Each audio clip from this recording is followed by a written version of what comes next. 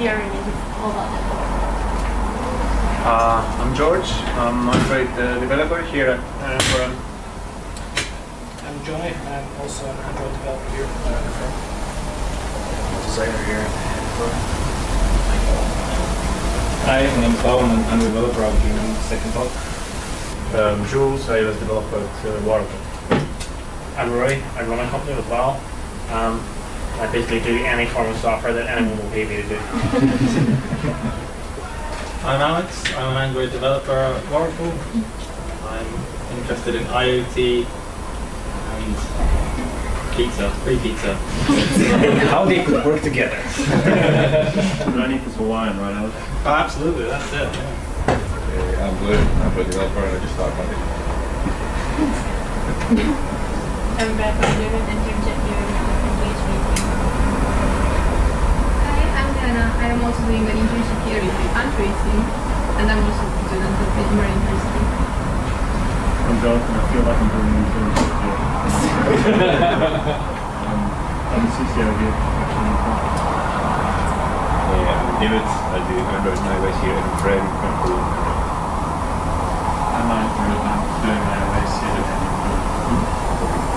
I am Mauricio. I am a Java developer at Other Plus. I'm Martin. I'm a full stack developer at Delta DNA and last Android developer. What does that mean? I can barely remember much of it. You can spell Java.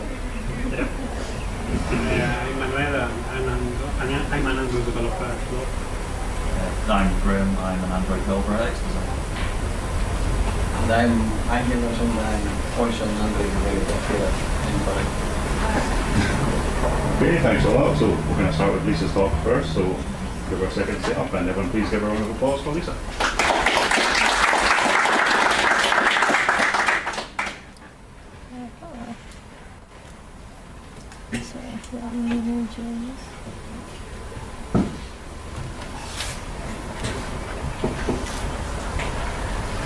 All right. Hi, everyone. So my name is Lisa, and give me 1 second. I realize I need to put on rehearsal mode. Oh, does it not actually show you?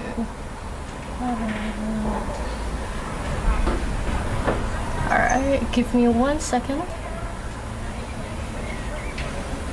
Okay, never mind. All right. Hi, everyone. My name is Lisa, and thank you for coming today. I'm very excited to present to you all. I didn't realize almost everyone here is an Android developer. I actually don't have much experience in Android development, but since AMP is mostly a mobile web app, I think that will be applicable for everyone. So a little bit about me. I started off as a financial analyst and turned digital marketer and now full stack engineer. And I've lived and worked in 3 different continents, primarily Asia, Africa, as well as United States, so North America. With that, I've had some experience using some very basic budget Android phones and actually had to buy month-to-month data measured in megabytes and gigabytes, which was a new thing for me when I first arrived in South Africa. So I think that gives me some interesting perspective. Whoa, sorry. Some interesting perspective. And now that the slides are gone. Sorry, give me 1 second. Aha. Okay. I'm just gonna have to keep my finger on so it doesn't sleep. Anyway, so it gives me some interesting perspective as a mobile user as well as a mobile dev. And I first discovered AMP actually through an SEO course on Front-End Masters. So today I want to tell you a little bit about AMP. Just to get a show of hands, has anyone heard of AMP before? Okay, has anyone built an AMP page before? Great, you're the perfect audience. No one's gonna correct me, which is always nice. So AMP is actually an open source project initiated by Google. And it creates, the goal or the mission of it is to create instantly loading, lightning fast web apps. And over the last 2 years, it was launched first in 2015. There's actually over 2 billion AMP pages right now running in the wild, spread across 900,000 domains and over 100 plus languages. So that's quite a huge uptake for a project that has only been around for 2 years. A lot of the core contributors are Googlers, but you'll see more and more people from Airbnb or eBay or just some of the other companies that are using it. And as of May this year, Google announced that AMP is going to be launched, well actually it has been launched, to every single Google Chrome app around the world, and you've probably seen it if you've used a Google search before. Let me see if the video's showing. Okay. So if you've searched on Google on your mobile before, you've probably seen this top stories carousel. That's actually an AMP feature, and it's now launched in Google Chrome over the world. So if you're on your Android phones and also use Chrome, you've probably seen it. And some of the content platforms that AMP is working on. So you have anything from the big guys, Google, Medium, Pinterest, Twitter, as well as more user-generated platforms like Drupal and WordPress. And what this actually means for you as a developer is that if you're building AMP pages, your content is immediately optimized across all these different platforms. And this is just a subset. There's a lot more platforms, probably around, I can't remember, 100 plus on their website. So please go take a look. And you can see here on LinkedIn, this is the LinkedIn mobile app. That little circle, I'm not sure if you can see, there's a little lightning bolt kind of symbol that shows it's an AMP page. And if you're on Google and you search, and now that you notice at the bottom of your search results, you'll actually see AMP page noted on it.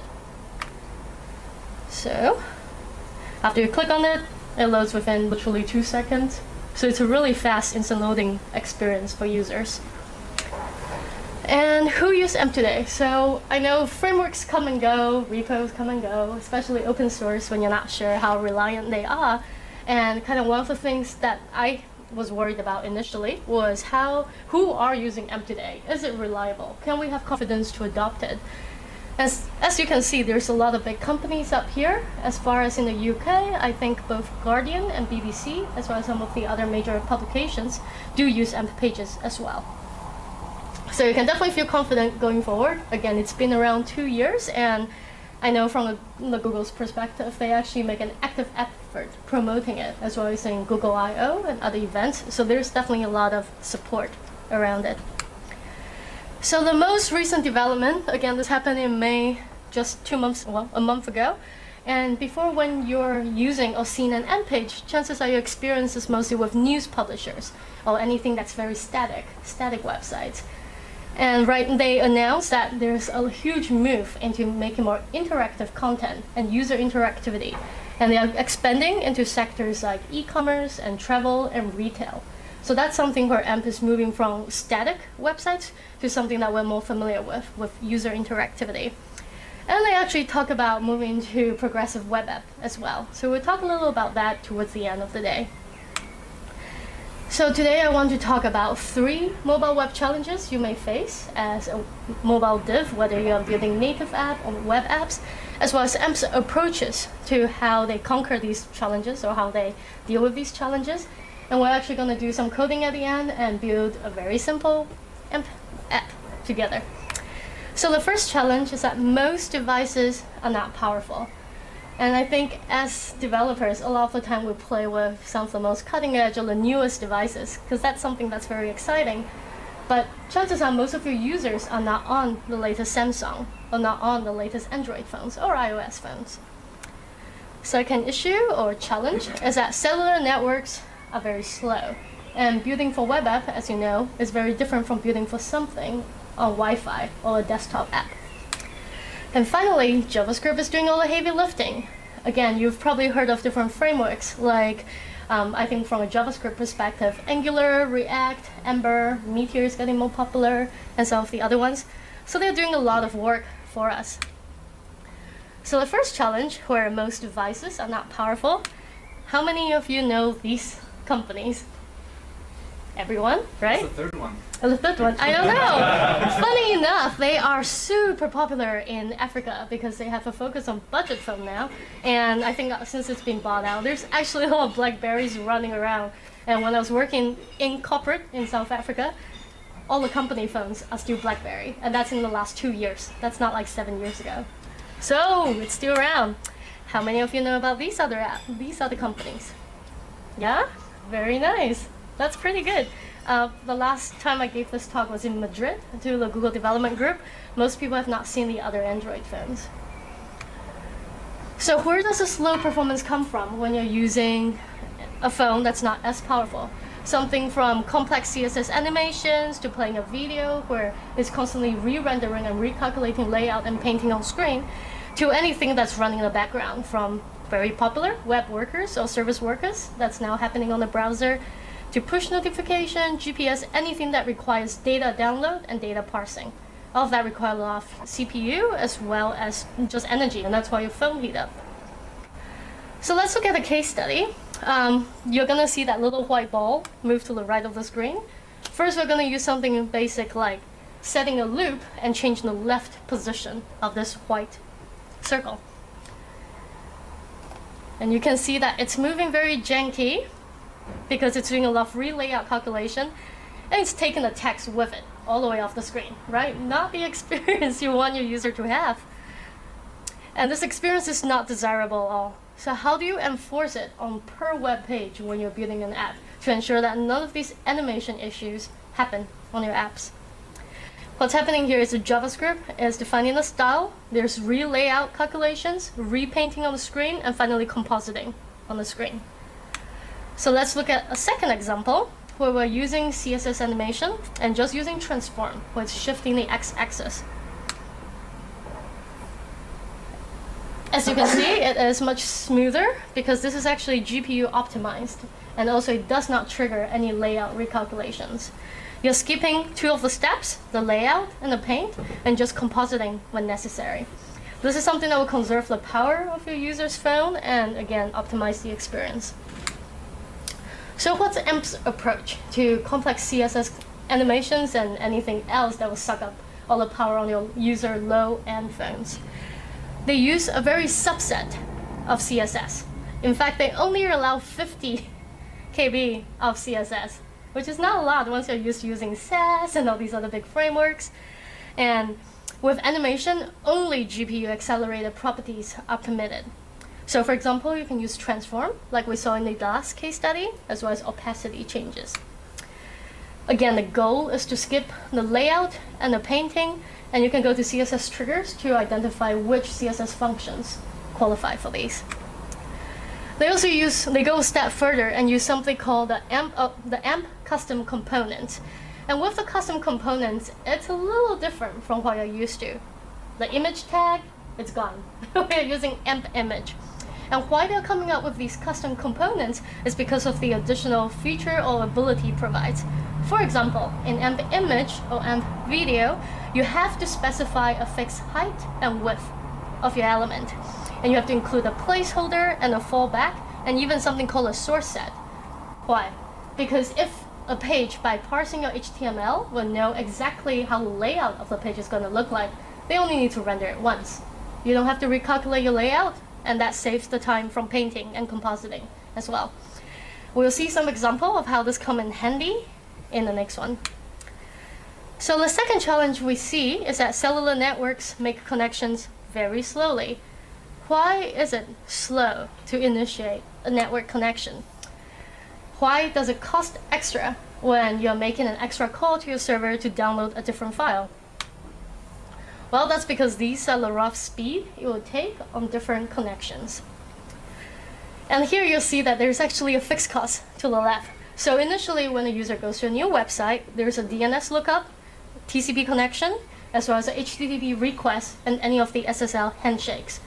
That's going to take at least 600 milliseconds, and that's on a reliable 3G connection.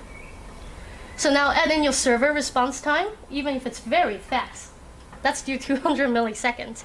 And then you have client-side rendering, which means that regardless of what you do, no matter how fast your server is and how great your client-side rendering tactics are, there's still a minimum requirement of 600 milliseconds. That's something you can't avoid. That's a fixed cost. Now imagine a 2G network or anything that's even slower. So many network requests. On one of the research, it shows that over 50% of pages have more than 76 requests. That's downloading external script, that's downloading external CSS files, that's downloading resources like image and video, web fonts. You've probably all used some of those. And with these large number of requests, right, they're really blocking up the critical path as far as when your user downloads a page to when they finally see a meaningful paint on the web page. CSS is an external style sheet we spoke about. the multi-step process we spoke about, and finally the cellular provider round robin. I'm not quite sure, depending on if you're using Vodafone or some of the, I think British Telecom, some of the other telecom providers, there may be something called a round robin, which means when you are standing somewhere, the cell towers around you take turns, a round robin, to process your request. Now imagine if you're in somewhere very busy, like a conference or a festival, or if you're traveling during peak time on traffic. Those will influence the amount of time a cellular tower is assigned to you. And that's before the process even begins with DNS and SSL and TCP. So let's look at an example of Adobe website, the Adobe blog. And the test was on good 2G speed on a Motorola Gen 4. So pretty reliable phone and okay connection. It took 18.5 seconds before you see anything meaningful on the screen. And you can see between 18 and 20 seconds, it's downloading some background image slowly, and we use that a lot. And then up to 37.5 seconds, the image was still downloading, and now something weird happened. The text disappeared. Does anyone know why text disappeared? Your web font downloaded, so it's re-rendering. Congratulations, your user have lost all text, even if they're halfway through the page. And now you see that at 50 seconds, the title actually re-rendered. The layout is different, so chances are another web font downloaded just for the title. So how does AMP approach this issue of slow connections as well as a large number of requests? Well, firstly, they're using something called an AMP cache. Effectively, it's storing all the data once a user has visited on the Google cache or the Google domain. And because chances are most of the users have probably used Google to search at one point or another. So they're saving you all that initial time. When someone is loading your web page, they don't need to find the domain. They don't need to go and do an SSL handshake because they know Google. They have used Google before. So it's saving you that portion of time. And also they might implement further optimizations to make the cache even faster, which means serving up your web app at a much greater speed. So another approach it does is inline CSS. So we talk about how CSS style sheet is an extra request back and forth. With AMP, you have to inline your style sheet. Again, maximum 50 kilobytes. And you can see here with your style tab, we've actually added the word AMP custom. So you can inline off your style sheet. And what that means is when you have a single page app, instead of downloading three things, HTML, CSS, and JavaScript, right after the first request, where you request the HTML, it has a CSS styling. So it provides a good basic user experience for your user when they arrive at your page. Another approach actually has three different things. It's resource prioritization, prefetching, and lazy loading. So what it means is when someone is on your web app, AMP actually analyze, again, with those calculations of how high or how wide your resources are, what's above the fold, which is what's initially on your first screen. And those resources are prioritized, i.e. download any video, download any images. Resources are prefetched, so anything beneath the fold, beneath the screen, you'll still be downloaded concurrently in the background, but you will only be lazy loaded, which means you'll only be loaded once your user starts scrolling that page and get to the resource it needs to. So that's saving you some CPU resource as well. I know I'm going very fast. Let me know if I need to slow down. The third challenge we face is JavaScript doing all the heavy lifting. You've probably seen some of these frameworks and used some of them. There's popularity now in making it faster and smaller. So you're seeing that with React, there's Preact. With Ember, there's Glimmer. So different frameworks are now launching a smaller, more modular framework to help to speed that up. They're still pretty heavy. So where does the slow come from? When you're downloading an external framework, like the entire React or the entire Ember, that's a script request, which means that you have to make that extra additional network request to download just the framework JavaScript itself. There's another thing where in the browser, it's typically synchronous JavaScript. That means that when it's parsing your HTML and sees the script, it needs to pause everything it's doing and go and download the file. Only when the file is completed does it continue to parse through the HTML. So now imagine if you have multiple files, it's going to go through all that before the page loads. Parsing the JavaScript, once it's downloaded, will take time as well. And if there's additional script, it's making the round trips again. So finally, when you arrive at the first meaningful paint or the first meaningful interactivity, it may be 20-30 seconds in, like what we saw with Adobe. So server-side rendering is something that everyone's talking about now, and it's supposed to help, but it's really difficult. It's really complicated. So even if you're moving towards server-side rendering, there's still a lot of knobs you need to twist to actually get that correct.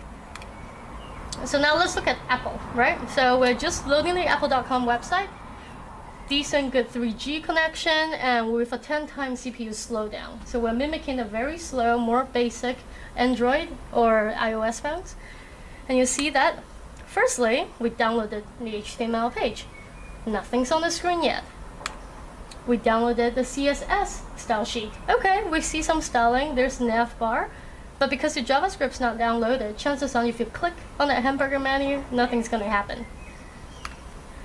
Finally, JavaScript's still downloading. We have one image that's downloaded. It's beneath the fold, so I have no idea why it is. And finally, it's downloaded. So we see that the hero image on the top, as well as JavaScript. So Apple could have probably benefited by having the source set function of that image up top, and seeing that if you're using a small phone with a small screen, to only serve up something with low resolution, as opposed to something with retina resolution for your retina screen. Oh. So how does AMP approach this issue, right? How does it approach this heavy JavaScript, heavy lifting? Firstly, they change off your JavaScript scripts to asynchronous instead of synchronous. And what that means is any of your resources can be downloaded concurrently. When HTML passes and it sees a script, instead of going, download, coming back, pause, it can just download multiple resources at the same time without that holding up your critical path. Another thing AMP is doing is actually using something already in your browser, the sandbox iframe. What a sandbox iframe does is it limits all of your JavaScript, whether that be a framework or any external plugins, inside an iframe. This iframe will still render on your screen or your page. So the user doesn't actually feel any difference in their experience, but what that means is it's better for your web security, because if anyone injects a script, you'll be kept in that iframe and you wouldn't affect anything outside. If there's any automatic trigger features like a video, autoplay, you'll be kept within the iframe. And also, within the iframe, you have to define the width and the height, so you wouldn't see that page re-rendering or re-layout when you load it. So now we're going to do some live coding, and it's actually a recorded video, so I'm not actually going to live code because internet connection and whatnot. We're going to build a corgi adoption app with AMP. And as you can see here, we have a video. We have a lightbox image where once you click on it, you get the lightbox, as well as a menu to allow some user interactivity. So let's get into it. All right. Oh, yeah, okay. Sorry, let me get started again. Okay, so this is a pretty basic HTML code, as you can imagine. There's the doc type, the head, some meta, title, body with an H1 tag. It's pretty straightforward, right? So if you're using, or if you're developing using Google Chrome, you can download a plugin for AMP, an AMP plugin. And that was actually an older feature. Now if you just use the developer console, it will render any errors. So you don't actually have to rely on the plugin anymore. And first thing, we click on the plugin. We see that there's 5 different errors to make your HTML app an AMP app. So just gonna go through it. So first thing we do is we added something called a canonical URL. And what this means is the true content or the true link to your website. So for example, the question I get is, but we have a progressive web app. It's a React app. Are you telling me to tear it all down, to change it into AMP? That's stupid. No, you don't have to do it. When you build an AMP page, think of it as a landing page. But you can refer back to this canonical URL to your progressive web app, whether that be React, Angular, Ember. What that means is that the first arrival, when your user is downloading a website for the first time, that landing page is going to be super fast because it's AMP. And you have a service worker, it's downloading the background, it's caching all the data. When the user returns again, you'll be directed to the progressive web app. It wouldn't come back to AMP. So you got the speed as well as the value of your PWA. So that's the first link we did, we added, and now we refresh. There's actually only 3 errors left, so you just needed to add a canonical URL and you have halfway there. All right, second thing we're gonna do is we're adding a style boilerplate. So this is like any other CSS boilerplate, just regulating your style. And there's a no script element for any backup in case your user have disabled JavaScript altogether. So now you can see that the little circle on the top right screen, which means all of your errors have been resolved. You now have an empty page. That's all you needed.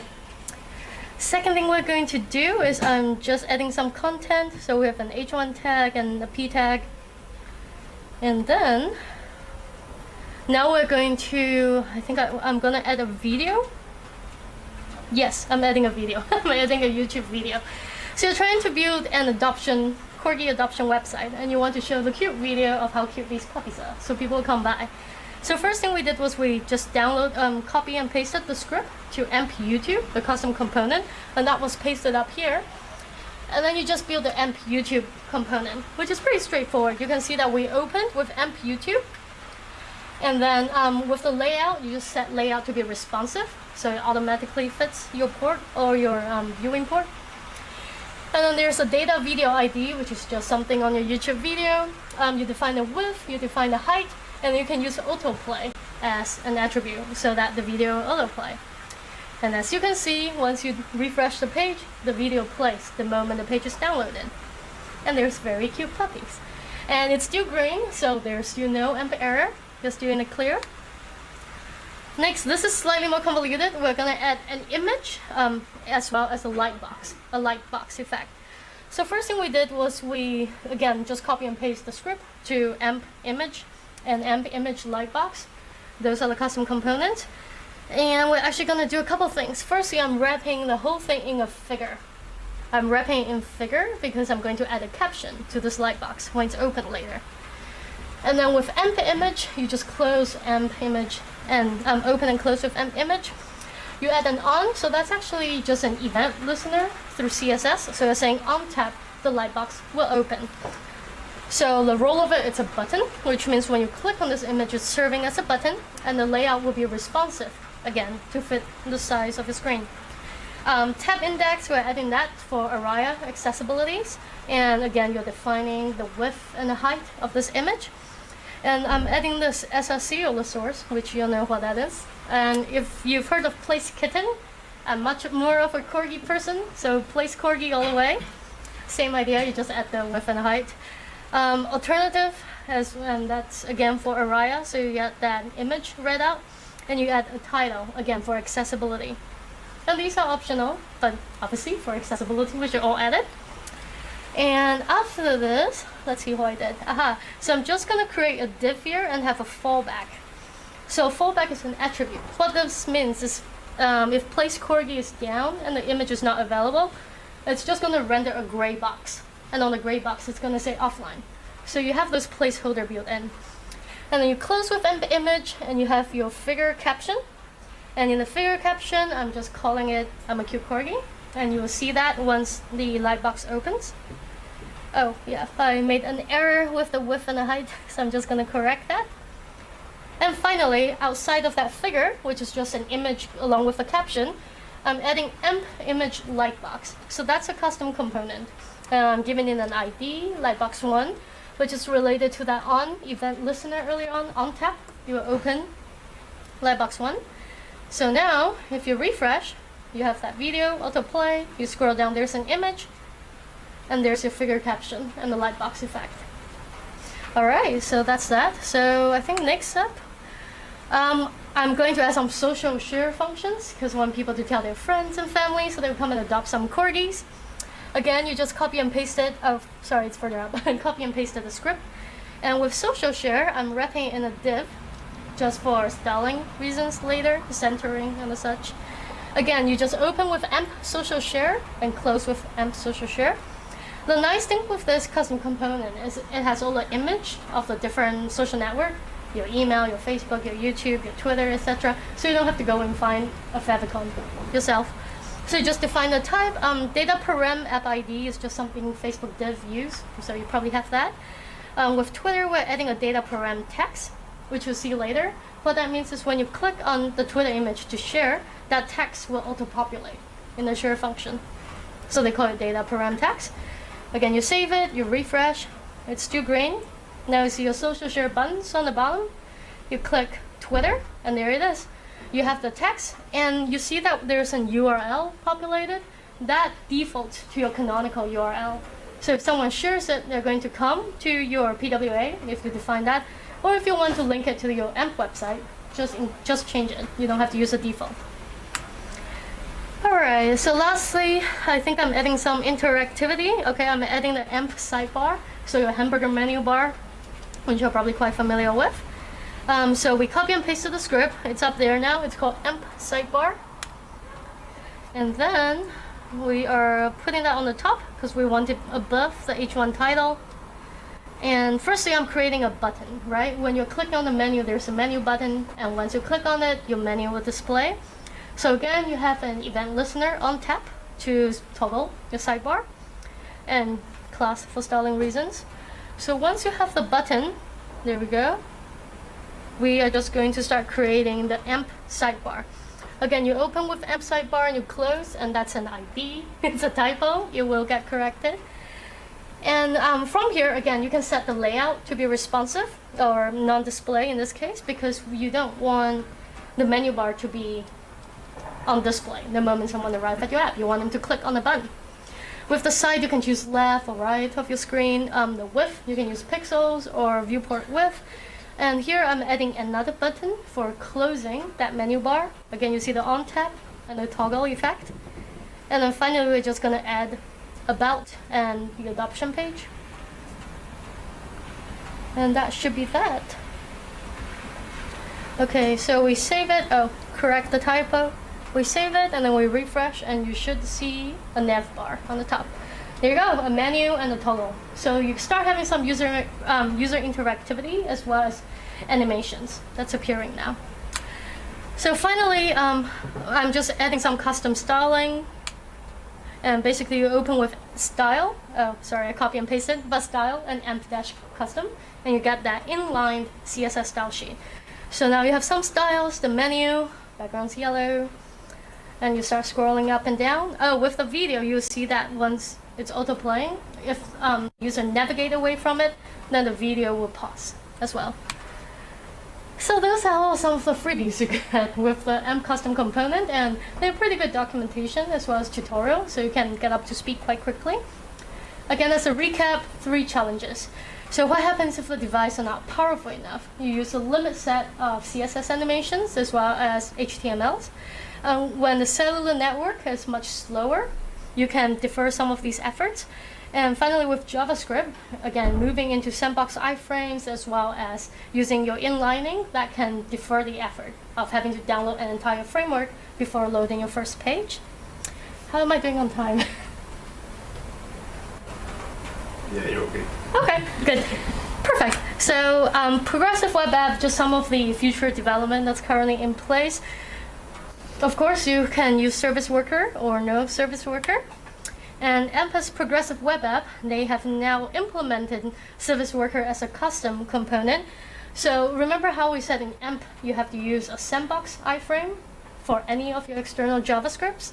Basically, with a service worker, you can inject other scripts and pretty much, upgrade your AMP page to something more of a progressive. And here you can just do install service workers, and it will do it from origin, which is where your canonical URL is. Again, if you have a progressive app, just use that. And when someone arrives at your page and they've already have the service worker downloaded in the background, you will intercept that request and redirect them. So it's something called shell URL rewriting or shell script writing. Read more about that. I haven't figured all that part out yet. AMP in PWA, this is something which I thought was interesting. Again, going back to the idea of having a really fast landing page, but having the rich features of a progressive web app, they're proposing to start using AMP almost as a modular unit to be content or content backend of your website. So again, you can mix and play if you have a blog that's one of your inbound marketing thing where you let people go through and the idea is to expose them to your company. Maybe have AMP for all of your static data, so it's modular. And then when you have more interactivity or if you have more service and login element, redirect them to your progressive web app. So you can divide that up and do it more modularly. And finally, that's it. Thank you so much. And please let me know if you have any questions. I guess I have 5 minutes. Yeah. Okay. Yeah. Any questions for Lisa? Sure. Do you think HTTP2 is going to affect AMP pages at all? So it's funny that you mentioned HTTP2 because I don't know if you know Mike North. Anyway, so he's currently at Fluent conference in San Francisco giving a conference talk on web security, and he just found an error with how Webpack is packaged as well as Preact. Effectively, there's a certificate in it that's a authorized certificate, so anyone who trusts it will bypass HTTP2 or any of the other security element. So I think given that there's that conversation happening with the effectiveness of HTTP2, I don't know if it matters if AMP interferes with it because it might not be trustworthy from the get-go. Yeah, so I don't know too much about that element, but again, it's Google, it's Chrome, and there's a lot of big companies that's using it, so I would imagine they will have some kind of elements with it. I don't know too much. Yeah. Another question? Or yes? What's the browser support like for AMP across the... Pretty good. I think right now... Oh, I forgot to include that image, but it's supported by most of the browsers, and I think Safari as well. Obviously, the newer browsers, not so much the older ones. So I will share with you afterwards as well. There's that. How's the adoption browser. like? So there's new features coming out. Yes. They're coming out. I assume they're on Chrome first, Mm-hmm. and then adopted by the others. What's the adoption rate like for, say, Safari or, God forbid, Windows? I'll have to find that image for you. Sorry. Interesting to know. Yeah, I'll find that for you and share with you. Yeah. Any other questions? Yes, please. What's the general kind of feel of AMP? Because I've seen a few, Yeah. I should remember their points, but there's a few blog posts I've read about kind of being quite negative towards AMP, Yes. like Yeah. forcing certain people down routes that they might not want to go. Yeah. Is there I a weight think. behind it, or is it just kind of scaremongering? I think one of the kind of big argument around it is the whole AMP cache on Google. So again, if you've opened an AMP page on your phone, you see that it's displayed in a Google URL. It's still search with param, but now they've implemented kind of drop down where you can view the original URL, whether it be Guardian or BBC. So I know that's one complaint, which was the display of URL. If someone wants to have their branding on it instead of just Google. And the other complaint was the cache and the fact that, oh, you have to store your data on Google, and now they're just trying to make us buy in. And for that, my feeling is, if you are developing for a Windows phone, you're playing by Microsoft rules, right? If you're building for an Android phone, you're playing by those rules. So the way I look at it is, with any framework, you as a developer and you as a company, you have a choice in choosing whether you want to adopt it or not. And if you do think Google search is a primary source for your user when they land upon your page, then you may have to play along those rules and not be too ethically bound up by it. And that's kind of my feeling towards it. So that's one of the arguments as well. I know the other argument brought up was interactivity, again, because previously it was mostly static website with news or something that's, yeah. And that's one thing they did announce at Google I/O. They're working more on those features for user interactivity. So I think they've addressed or tried to address that point as well. Yeah, and it's an open source project after all. So, if you want it, build it. Don't wait for someone else to build it for you. Yeah. Thank you. Okay, thanks very much. Thank you very much. Do you like to turn around the code or the slides or anything on meaningless? I want to share them. Sure. Yes, I have the bit.ly link up front. Yeah. I'll share with you again. Yeah. Okay, that's fine. So we've got 5-minute break just before balance off, then I'm just going to have another drink. You can do that just now.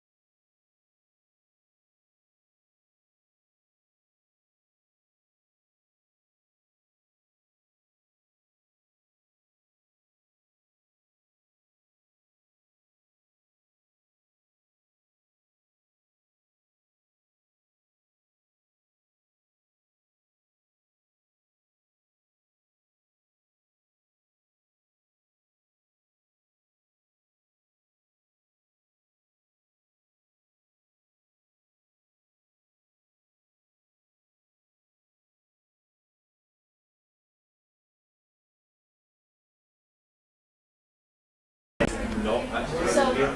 Yeah. China because you is have that getting time, quite you might have to- saturated. Yeah.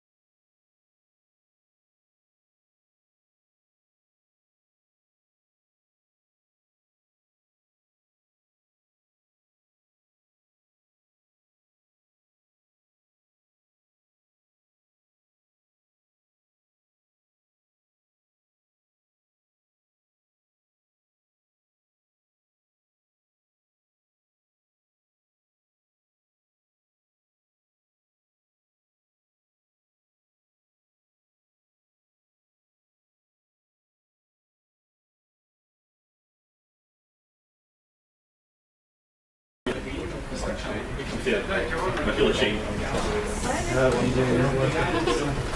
I know in Japan, they do the same thing here. It's a very nice country, but I wouldn't think that. It's hard. It's just a very different mentality. Yeah, I'm reacting right now. Not very well. It's very Sorry, it's not too Alex, have you heard about the presentation of how to make a coffee maker? Have you seen it? It's an example of dagger dependency. Yeah. I thought only some people would get the title, but I'm not going to explain it. So folks, you need to notice the season has changed outside the window. This is what we call the end of summer in Scotland. Everyone can give a round of applause. We're going on to Valentine's talk. Thanks everybody. So yeah, my name is Val, and I'll be talking about Dagger 2 dependency injection on Android, and it's not just going to be about how you set it up, but how it works. So before I start, I know we have a lot of Android devs here. So do any of you use Dagger or have used Dagger? So a few. Did anybody actually understand what Dagger does once you set it up? Right. So give you a bit of a background. About 2 or 3 years ago, when I really wanted to kind of like up my Android skill level, I knew there was a few things that were really hot that I had to learn. One was MVP. The second one was RxJava. The third one was Dagger. So I kind of wrapped my head around the first two, but every time I kind of came across Dagger and wanted to set it up, I kind of got scared and backed off until I finally decided, okay, I'm going to get into this and understand how it worked. For a while, I thought I kind of knew how it worked, but then everything changed maybe a couple months ago when Google introduced Dagger 2.11, which brought a whole host of Android components with the idea of making Dagger easier to use on Android. The success is questionable, but I still think it's better than what we had before. So what I'm hoping to do today is to talk about kind of a few things. The first off is talk about what default dependency injection is, meaning in a world without any dependency injection framework, what do we do? The second one is to give everybody a bit of an introduction to Dagger 2, because I appreciate not everybody might have seen it. And then we're going to go into setting up Dagger 2 on Android with a focus of how it works. So kind of demystifying the magic of it. And then we're just going to end with some testing tips with Dagger, because I know kind of that's a topic that some people get into Dagger and kind of worry how it might work. And to preface this, there will be a lot of code in these slides. There's no way of going around it. There is a lot of boilerplate in setting this up. I have tried to make it simple, and I will walk through every single bit of code, but there's some code that will not fit on this TV, just so you know. If at any point you want me to pause and explain, please let me know. Right, so let's start with an easy question. What is dependency injection? Now, in software engineering, dependency injection is a technique whereby one object supplies the dependencies of another object, and that is what Wikipedia will tell you. Now, of course, that is just meaningless until you kind of figure out what it actually means. So let's see a really, really simple example. I will be using Java, by the way, for you Kotlin people. Say we have a user repository that just does like something as like updating a user. Now, to update a user, we need an access to a web API object and a user database object. How do we get those objects? Well, the simplest way to get those objects, and the most straightforward one, is just pass them in a constructor. You know, that's the age-old thing of any programming language. You have a constructor where you initialize your fields. Now, if we wanted to use this user repository object in say a user controller object, how would we instantiate it? Well, again, in the constructor of user controller, we just can create a new user repository object by passing in the API and the user database that we use. So far, so good. And this might seem very simple, but there are very, very good reasons why we do our object instantiation this way. The first is that it helps us adhere to the single responsibility and the dependency inversion principles, which are kind of solid principles. Basically makes our code easier to test. And as everybody knows, all code is guilty until proven innocent by a test. So in this example, if we wanted to test our user repository, we can just create it using a fake API and a fake database, and then assert things on it as we do in a normal unit test. And I assume everybody tests because you should. Now, this is all fine and good. I mean, I'm just kind of speaking about positives here, but we wouldn't need dependency injection if there wasn't a problem with just using this approach.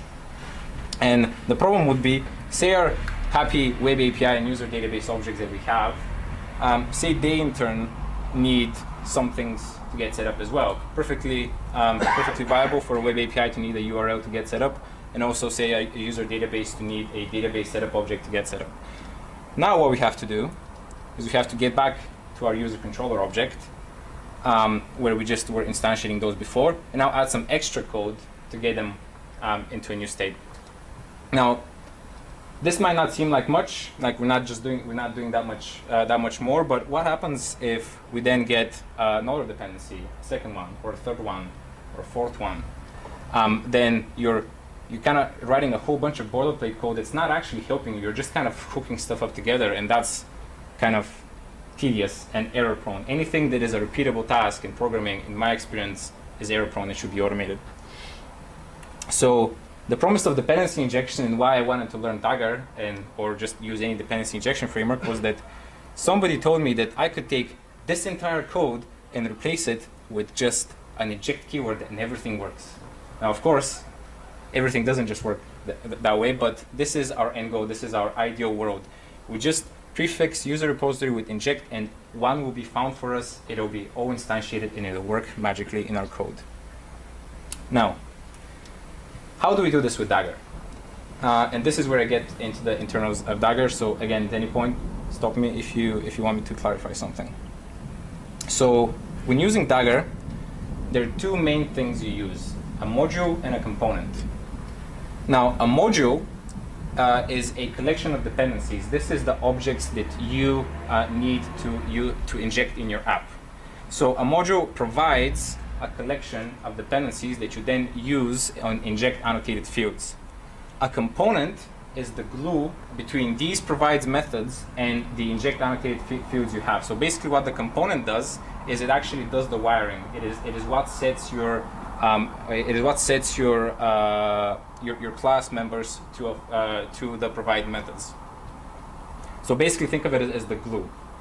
And you see it's an interface because the way Dagger works is it generates code at compile time that actually does everything. Now, the reason it does this is because previously dependency injection frameworks on Android used a lot of reflection, which was slow.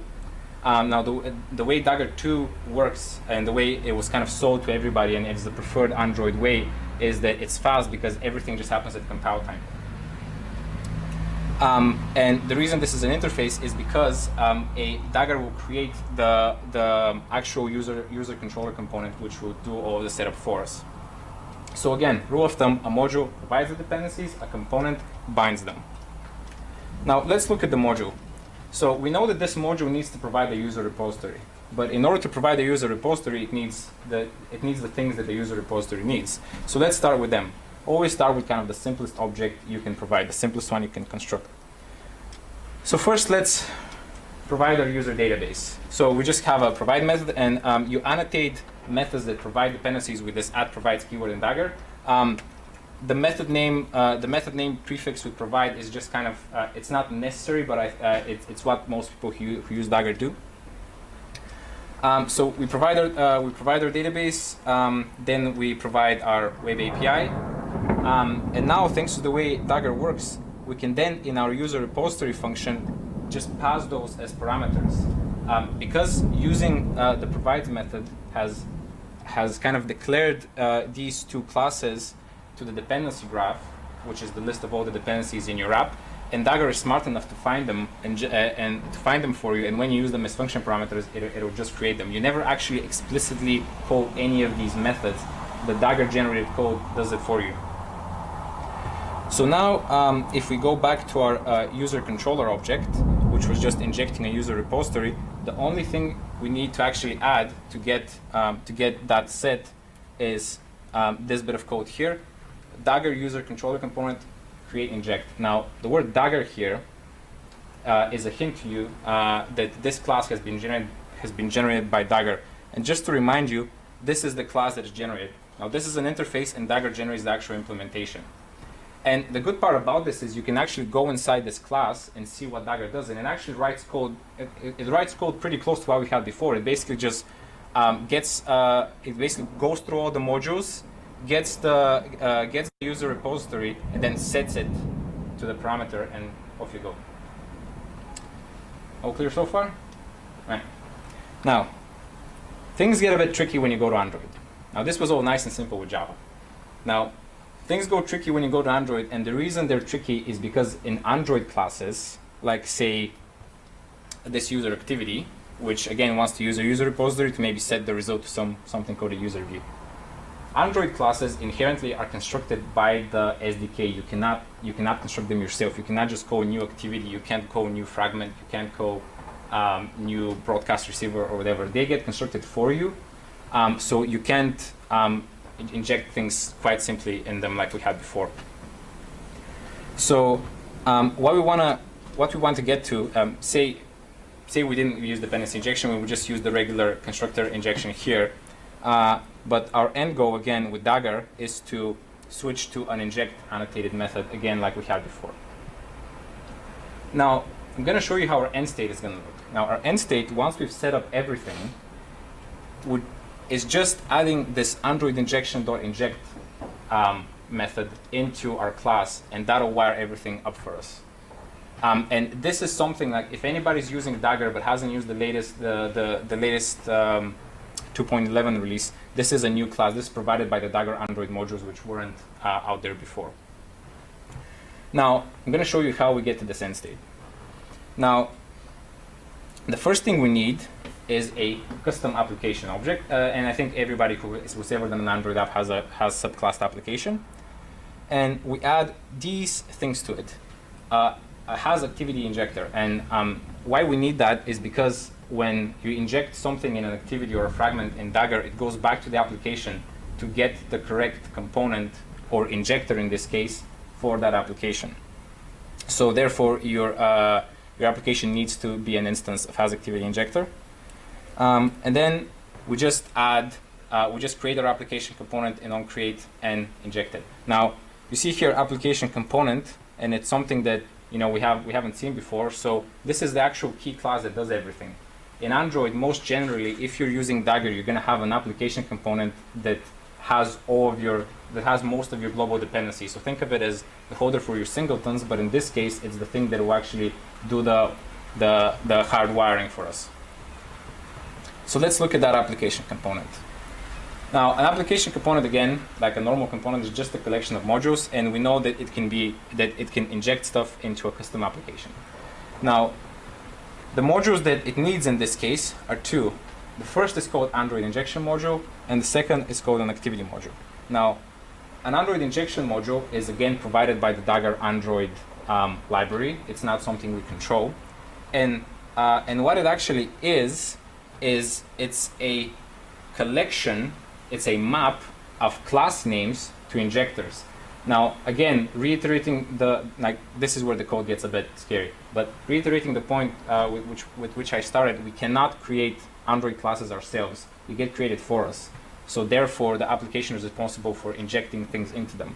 And the way that works is that the application has a map of activity names, or of activity classes, or fragment classes, or broadcast receiver classes, and an instance of an Android injector that for them. And the activity module is what will actually populate this map. Now, don't worry about kind of multi-binds. It basically just makes the map work.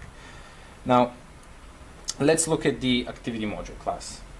Now, to get the instances, to get the modules that we need to get our activity going, we need a component for it. So let's create that. So we create what is called a subcomponent. Now, a subcomponent is like a regular component, meaning it injects stuff into a class, but it kind of extends the graph of the parent component. So think of it in this way. We have our application component, which provides all of our, that can provide your web API. using subcomponent, you can say, okay, but I want only this activity to have access to this extra module. So in this case, we add user module to this activity, so only it has access to it. And you can see that user activity component actually extends something called an Android injector. Now the Android injector is what Android needs to find the component for your activity. They've just named it in a fancy way, but at the end of the day, it's just a component. It just binds all of your members. Now, this wouldn't be Android if this was all we had to do. We also have to add this thing. Now, as I said before, how all of this works is internally, the Dagger Android library has a map of class names to subcomponents. And what we do with these lines of code is we essentially populate that map. We say, Android, there is an activity called user activity, and it uses this Android injector to get all of its bindings. Now, the reason it's actually using an Android injector instead of it's an Android injector factory instead of an Android injector is that Google, when they made this, they didn't want the injector to keep a reference to your activity or fragment because that's bad. So every time you need to inject one, it creates a new instance of it, does all the injection in it, and then it discards it. So that's why this is a factory, and that's why it makes kind of this a bit more complicated. Now, the reason you actually see this kind of builder thing is purely, they've kind of added that purely as a helpful tool. Sometimes when you have modules in your class, you need to provide them an instance of an activity, or like you need to get some kind of they take something in their constructor. The builder is purely provided so that you can set all that up. Not all of your modules are kind of are very, very simple. And now here we come to the beauty of how Google designed this. Because kind of everything, all the Android classes that you can instantiate are in that original Android injection module. If you wanted to replace this with a fragment, all you have to do is take all the activity names and replace them with a fragment, and then that's you. You can just bind a fragment key in a fragment module, and then you can use a user fragment just like that. So it's basically the same code. And this would be the same for broadcast receivers, services, or any of the content providers, any of the other kind of Android classes that you get. Now, good news is that if you have a sufficiently simple string, you don't have to write all of this. They actually recently added a functionality that simplifies all of this to just this. A fancy annotation code that contributes Android injector that you just add to this function, and everything magically works. Now, what this does, it essentially writes the code we had before, but it assumes that your modules don't need any extra setup. So if you, for example, had a module that actually took the activity as a parameter, this won't work. So it only works for simple cases. Right. So we saw a lot of code just now, and probably some of it didn't make sense. So if we can get back to where we started, we'll see if we can kind of trace our steps back and see how everything kind of magically works together. Right. So everybody started, if everybody remembers, we started with this super simple, naive class where we just wanted to inject a user repository, and we thought that if you just add Android injection.inject, it'll work. Now, because of all the setup we've made, it will, but let's see what it actually does. Now, once you code Android injection.inject, it goes into your application, and it says, okay, I need an Android injector for my activity. And this is the reason why this thing here is called a dispatching Android injector. What this does is it doesn't inject all your fields, it finds the correct injector for your fields, just because to make things extra hard. Now, okay, we find this dispatching Android injector. What this dispatching Android injector does is it goes into the application component and says, okay, let me know if you have an Android injection module, and let me know if the entries of it are populated.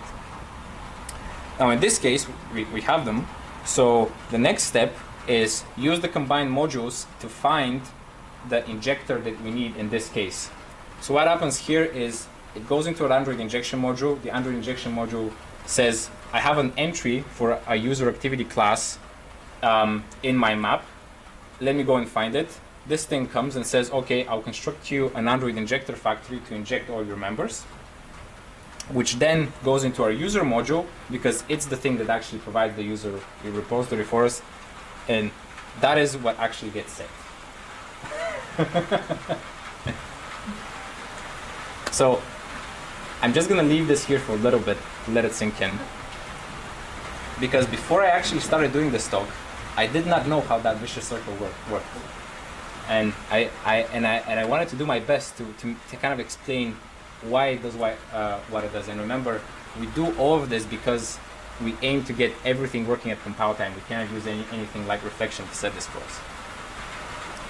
Now, the good part about this is that if you have kind of a sufficiently large Android application, you've done this for a few times, you don't need that part and that part. You actually don't, you set those only kind of once. And then the only things you end up needing are your activity module and the actual class that's using it, which kind of looks really similar to our original example, right? Without kind of, if you ignore all the extra bits, what we essentially have here is we have a component for our activity that provides a module which provides our dependencies, which is a much kind of nicer thing to follow and a much nicer thing to understand. Now, the good bit about using this is because this Android injection lookup happens at runtime, you can place it in your base activity. Assume all of you have a base activity in your application, and then any other activities just work. So actually, by using this, we've gotten to our promised land of just adding the magical inject keyword and just having everything working. Now, I'm not going to ask all good because you're probably going to have to see this a few times to understand it. But a question I've been asked is, what does this mean for testing? Like, we do all this setup. What does it mean for testing? Well, it doesn't make testing easy. But the first thing I'm going to suggest, and the first thing that even Google suggests on their official documentation, is to prefer constructor injection when you can. Now, the way constructor injection works with Dagger is, say you have a user presenter, if anybody uses MVP, a simple class that you control. You can just add the inject keyword to its constructor, and what that will do is when you inject your presenter somewhere else, Dagger knows how to construct a user repository and it will assign it to it. And in turn, that gives you the opportunity in a test, because you have a constructor to just provide mocks or whatever test objects you need, to get an instance of a user presenter which is easier to test. Now, in almost all cases, if you can do it, do this because it's much easier. But if you want to test an activity with Espresso, you are not going to have a bad time, but you're going to have a longer time to actually set it up. Now, to test an activity using Espresso, you need 5 steps. The first one, you need to create a test module for supplying your mock objects.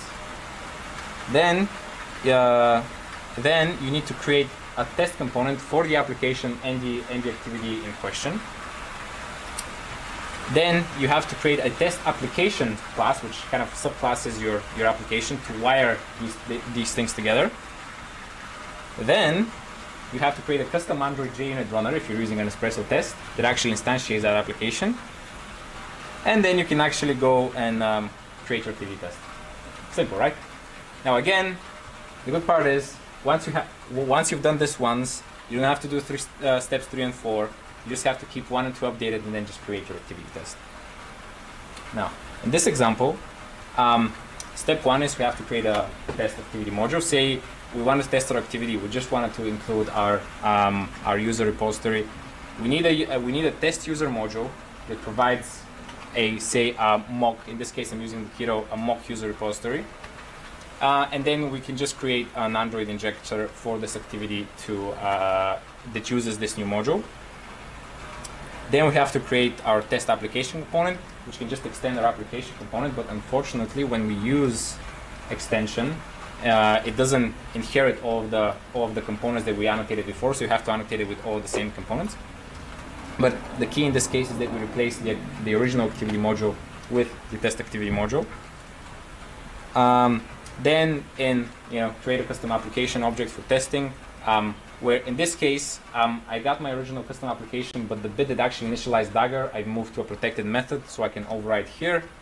And in this case I just instantiate my Dagger test application component instead of my regular application component, which then supplies us with our mock for testing. And after all this, you can go into your activity test and actually start using it.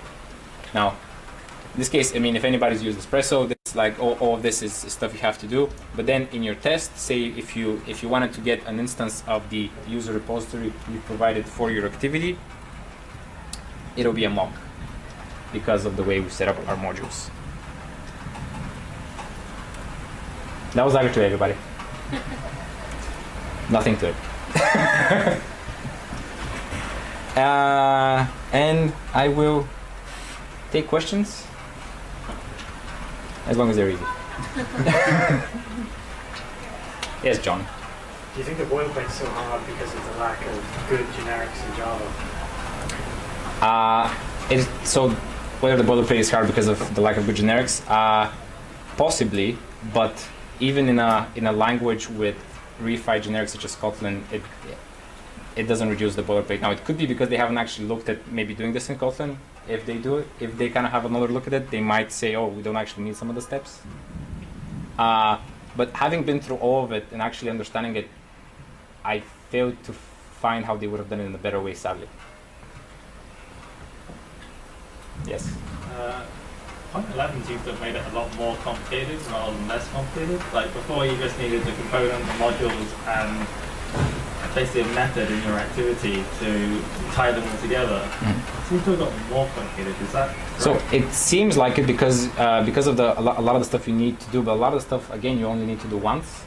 And realistically, in all the production applications I've worked with, almost all of the modules you provide are in the application anyway.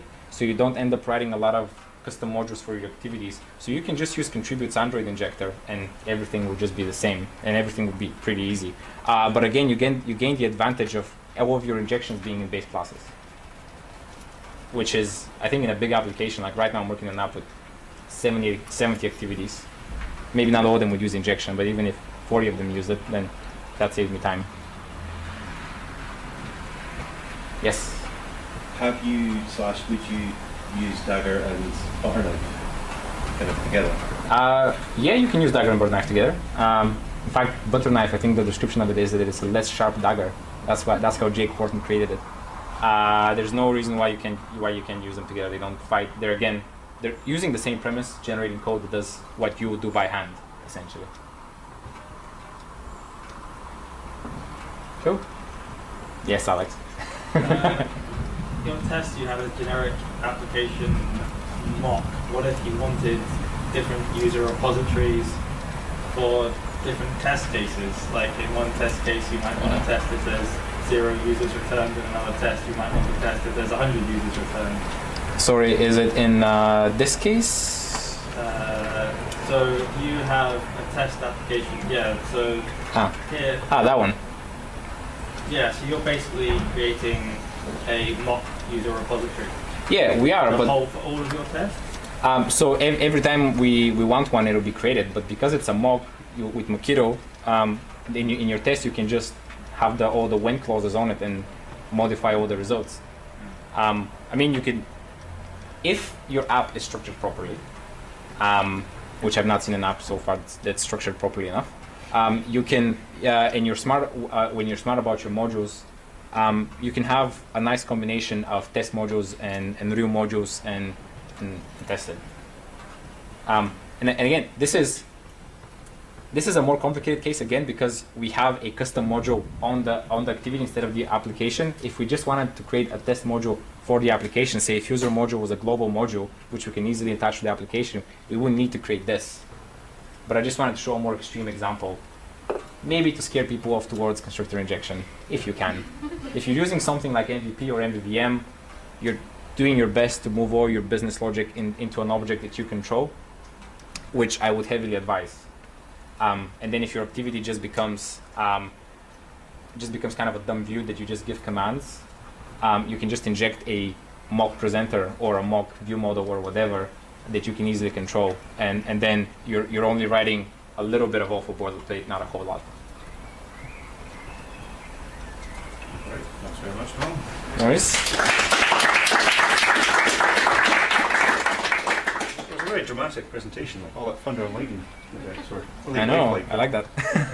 Okay, so thanks very much for coming, everyone. This event happens every 2 months in Melbourne, the next one will be in August, and so far I've got us all from kind of swift and potent person. If anyone else wants to volunteer or suggest any topics, get in touch. Otherwise, see you next time.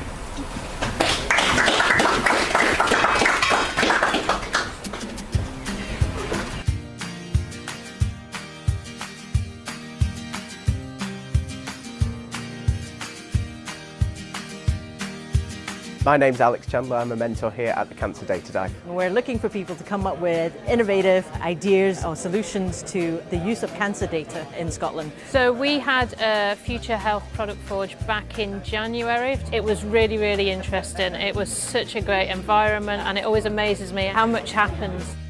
It was great to build on the success of the last Product Forge event that I went to. It's great to see so many people that I recognise, including colleagues that are back. And it's so exciting to be able to combine the open data that we released for that event with the addition of synthetic data. I'm really enjoying it. I've got a solid team, got a good idea I think, and we're making good progress. Our team's fairly diverse, so I've been to previous hackathons where it was just developers, and you don't quite get the industry experience or the industry perspectives because of that. So when you get to work with other people, get a range of insights, a range of more connections, your hunch actually turns into something else. I think we're working pretty well together.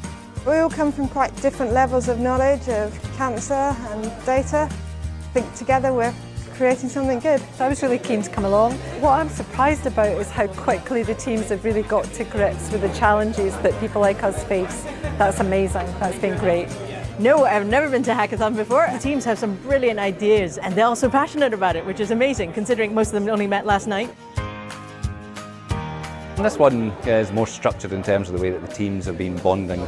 And also you get more knowledge on what other technologies can be applied in your field. This kind of intensive innovation is just new to me. I just think this kind of environment is probably really good at breeding, creativity. I think a lot of the ideas they came up with in the first 10 minutes are actually good ideas. We find a good idea and we are going for it, and I feel it's going to make a change. The great thing about these events is where would I meet these people, this range of skill sets.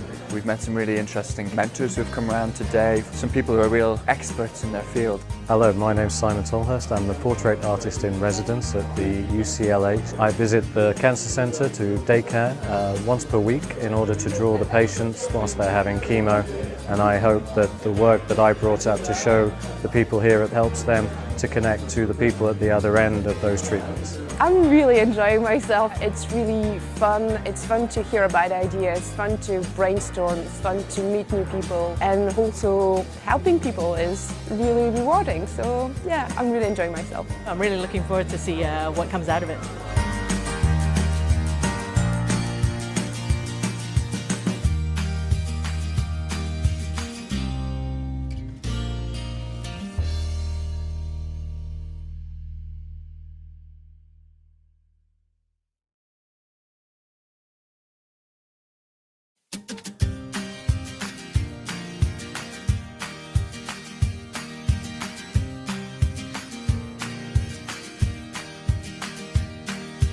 My name's Alex Chandler, I'm a mentor here at the Cancer Data Dive. We're looking for people to come up with innovative ideas or solutions to the use of cancer data in Scotland. So we had a Future Health Product Forge back in January. It was really, really interesting. It was such a great environment, and it always amazes me how much happens.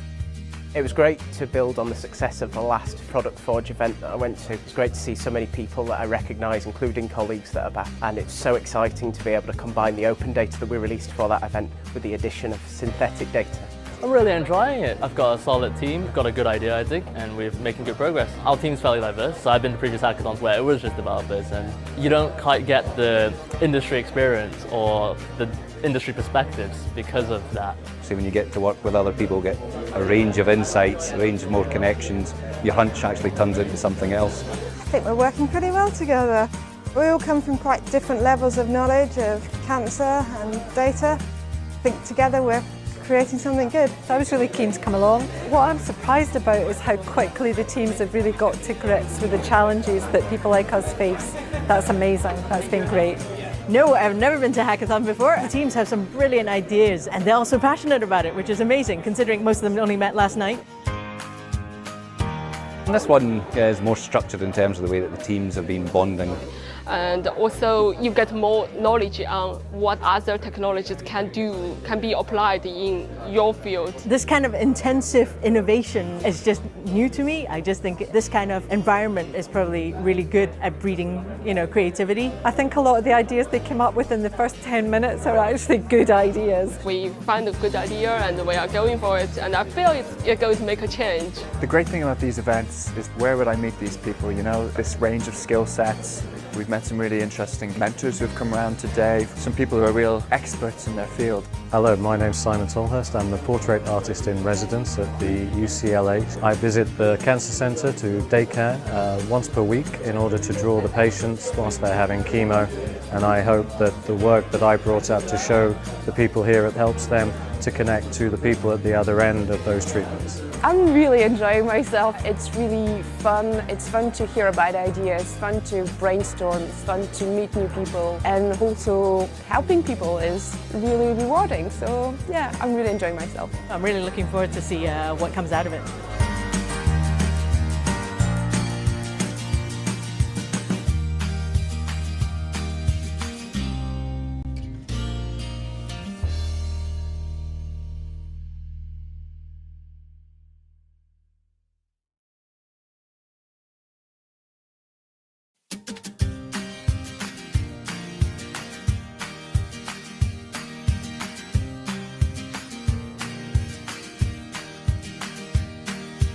My name's Alex Chandler, I'm a mentor here at the Cancer Data Dive. We're looking for people to come up with innovative ideas or solutions to the use of cancer data in Scotland. So we had a Future Health Product Forge back in January. It was really, really interesting. It was such a great environment and it always amazes me how much happens. It was great to build on the success of the last Product Forge event that I went to. It's great to see so many people that I recognise, including colleagues that are back. And it's so exciting to be able to combine the open data that we released for that event with the addition of synthetic data.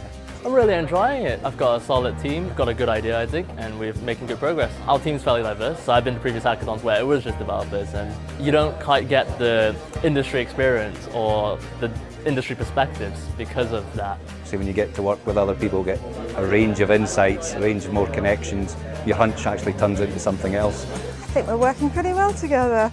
We all come from quite different levels of knowledge of cancer and data. I think together we're creating something good. So I was really keen to come along. What I'm surprised about is how quickly the teams have really got to grips with the challenges that people like us face. That's amazing. That's been great. No, I've never been to a hackathon before. The teams have some brilliant ideas and they're also passionate about it, which is amazing considering most of them only met last night. This one is more structured in terms of the way that the teams have been bonding. And also you get more knowledge on what other technologies can do, can be applied in your field. This kind of intensive innovation is just new to me. I just think this kind of environment is probably really good at breeding, creativity. I think a lot of the ideas they came up with in the first 10 minutes are actually good ideas. We find a good idea and we are going for it, and I feel it's going to make a change. The great thing about these events is where would I meet these people, this range of skill sets.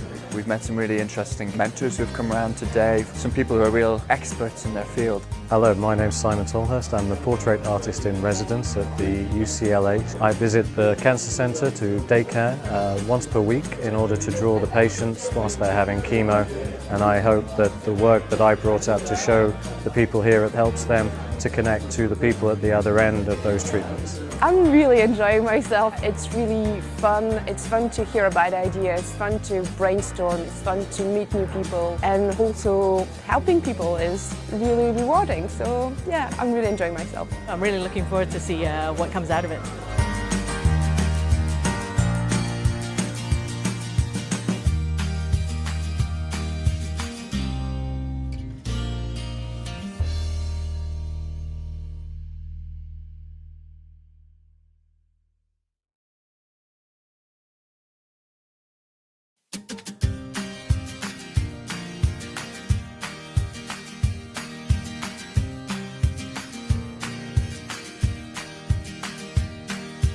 My name's Alex Chandler, I'm a mentor here at the Cancer Data Dive. We're looking for people to come up with innovative ideas or solutions to the use of cancer data in Scotland. So we had a Future Health Product Forge back in January. It was really, really interesting. It was such a great environment, and it always amazes me how much happens. It was great to build on the success of the last Product Forge event that I went to. It's great to see so many people that I recognise, including colleagues that are back. And it's so exciting to be able to combine the open data that we released for that event with the addition of synthetic data. I'm really enjoying it. I've got a solid team, got a good idea I think, and we're making good progress. Our team's fairly diverse, so I've been to previous hackathons where it was just developers, and you don't quite get the industry experience or the industry perspectives because of that. So when you get to work with other people, get a range of insights, a range of more connections, your hunch actually turns into something else. I think we're working pretty well together. We all come from quite different levels of knowledge of cancer and data. I think together we're creating something good. So I was really keen to come along. What I'm surprised about is how quickly the teams have really got to grips with the challenges that people like us face. That's amazing, that's been great. No, I've never been to a hackathon before. The teams have some brilliant ideas and they're also passionate about it, which is amazing considering most of them only met last night. And this one is more structured in terms of the way that the teams have been bonding. And also you get more knowledge on what other technologies can be applied in your field. This kind of intensive innovation is just new to me. I just think this kind of environment is probably really good at breeding, creativity. I think a lot of the ideas they came up with in the first 10 minutes are actually good ideas. We find a good idea and we are going for it, and I feel it's going to make a change. The great thing about these events is where would I meet these people, this range of skill sets.